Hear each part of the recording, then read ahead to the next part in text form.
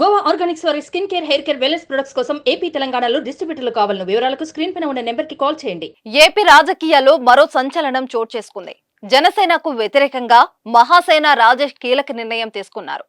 ఇప్పటి వరకు జగన్ కు వ్యతిరేకంగా కూటమికి సపోర్ట్ గా కుండల బద్దలు కొట్టినట్టు మాట్లాడుతూ వచ్చిన జనసేన రాజేష్ అనూహ్యంగా జనసేనకు తన మద్దతును విరమించారు. పిఠాపురంలో పవన్ ఓటమి లక్ష్యంగా పని చేస్తామని తెలిపారు.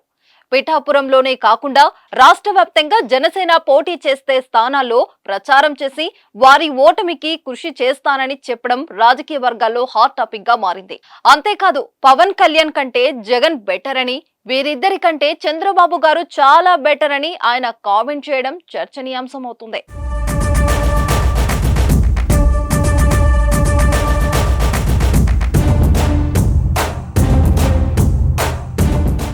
కులం, మతం పేరుతో అమాయకులపై దాడి చేసేవారు ఎవరైనా సరే వారికి వ్యతిరేకంగా పోరాడతామని అంబేద్కర్ గారు చెప్పారు. పవన్ కళ్యాణ్ గారి వలన జరిగే అనార్థాలు ప్రజలకు తెలియజేస్తాం. ఇప్పటికే చాలా సహించాం. జనసేన పోటీ చేసి అన్ని స్థానాల్లోనూ ఓడించడానికి రాజ్యాంగబద్ధంగా పనిచేస్తాం. మాకు రాజకీయాలు, పదవులు ముఖ్యం కాదు. అన్యాయానికి గురవుతున్న ప్రజల తరపున పోరాడటమే మాకు ఇష్టం. పదవులు, అధికారం కావాలనుకుంటే జగన్ గారితోనే ఉండేవాళ్ళం. పైన ఉన్న నాయకుల్లో నిలకడ లేనప్పుడు మేము కూడా నిలకడగా ఉండలేమంటూ ఫేస్బుక్ వేదికగా పోస్ట్ పెట్టారు. మహాసేన రాజేష్ తీసుకున్న ఈ నిర్ణయం కూటమిలో టెన్షన్ పుట్టిస్తోంది.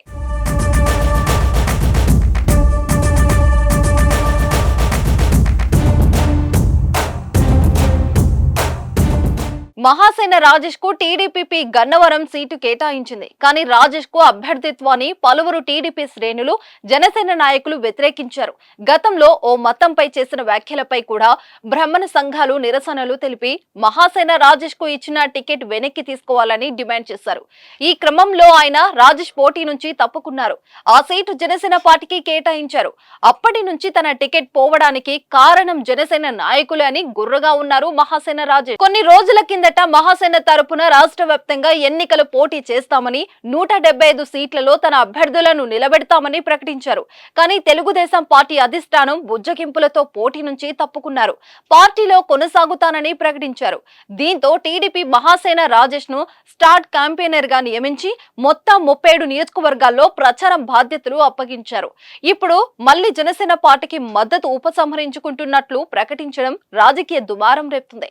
దీనిపై టీడీపీ, జనసేన ఏ విధంగా స్పందిస్తుందో చూడాలి.